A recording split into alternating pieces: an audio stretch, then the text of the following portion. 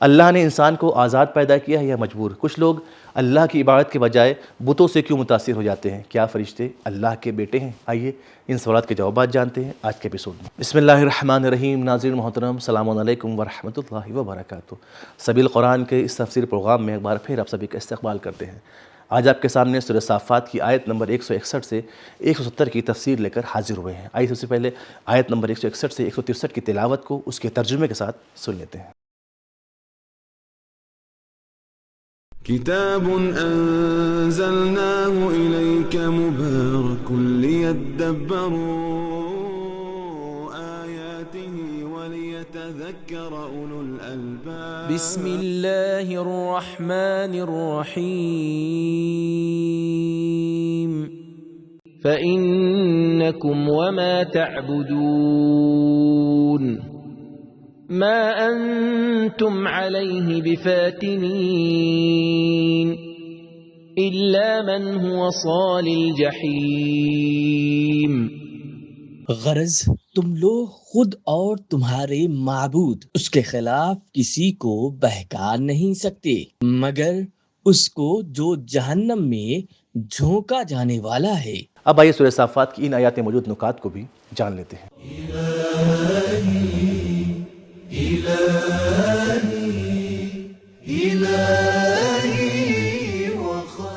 نکات: فاتن بنا ہے فتنے سے، جس کا معنی ہے بہکانے اور فریب دینے والا۔ شرک اور بت پرستی کا قانون توحید کے مقابلے میں عاجز ہے، اور اگر آج اس کے کچھ لوگ طرفدار ہیں تو آنے والے زمانے میں وہ بھی ختم ہو جائیں گے۔ سوالی سے بنا ہے، یہ اسے کہا جاتا ہے جو اپنے اختیار اور انتخاب سے کسی چیز سے منسلک ہو جائے۔ خوبصورت تلاوت، ترجمہ اور اس کے نکات کو جان لینے کے بعد اب آئیے سورہ صافات کی ان آیات کے پیغامات کو بھی جان لیتے ہیں۔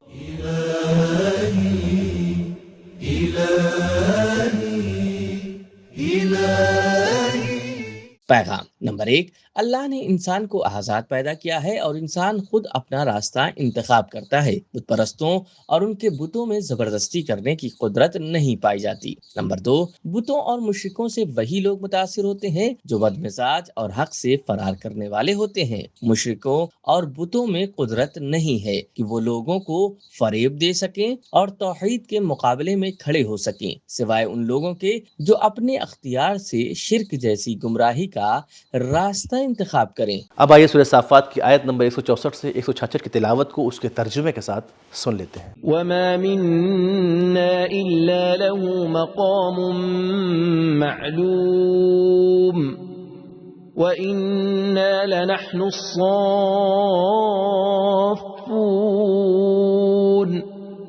وإنا لنحن المسبحون۔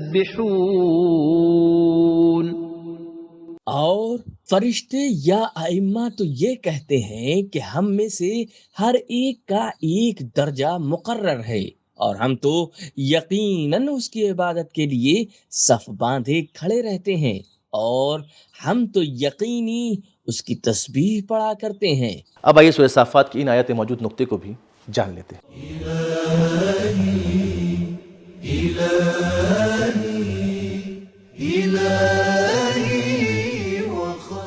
نکتہ: ہو سکتا ہے یہاں پر مقام معلوم سے مراد مخلصین کا درجہ ہو جو پچھلی آیتوں میں بیان ہوا تھا۔ الا عباد اللہ المخلصین، سورہ صافات آیت نمبر 160، یعنی اللہ کے ہر مخلص اور چنندہ بندے کے لیے معین درجہ اور مقام ہے۔ بعض روایتوں کے مطابق اس آیت کے مصداق ائمہ معصومین اور اوصیاء الہی ہیں۔ تفسیر نور الثقلین اور تفسیر راہنما۔ سورہ صافات کی ان آیات کے نقطے کو جان لینے کے بعد اب آئیے ان آیات کے پیغامات کو بھی جان لیتے ہیں۔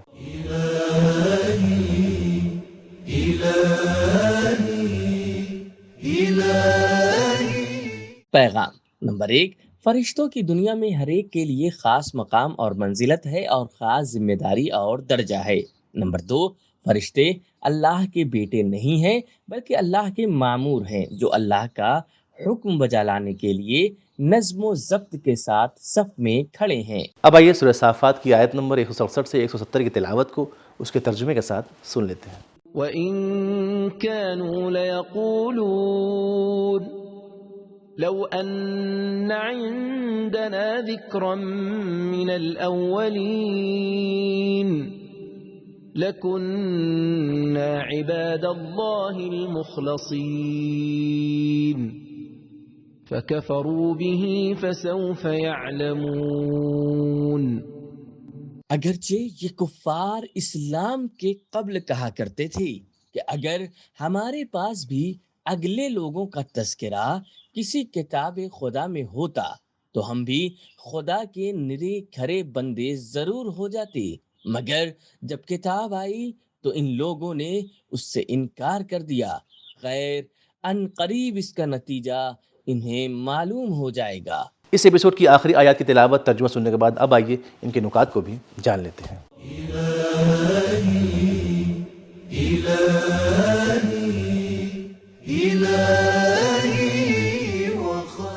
نکات: امام باقر علیہ السلام سے روایت ہے کہ مکے کے مشرکین اور قریش کے کفار یہود و نصارہ کو لعنت کیا کرتے تھے کہ کس طرح تم نے اپنے پیغمبر کو جھٹلایا، اور کہتے تھے خدا کی قسم اگر پچھلی آسمانی کتابوں میں سے کوئی کتاب ہمارے پاس ہوتی تو ہم اس پر ایمان لاتے، لیکن جیسے ہی حضرت محمد مصطفیٰ صلی اللہ علیہ وآلہ وسلم مبعوث ہوئے ان کا انکار کر بیٹھے۔ تفسیر نور الثقلین۔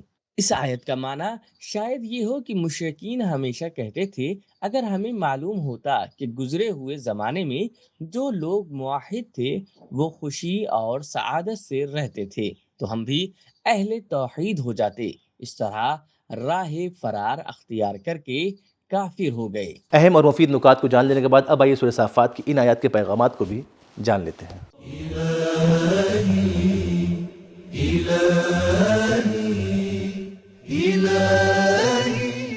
پیغام نمبر 1، دعوے اور دعویٰ کرنے والے بہت ہیں۔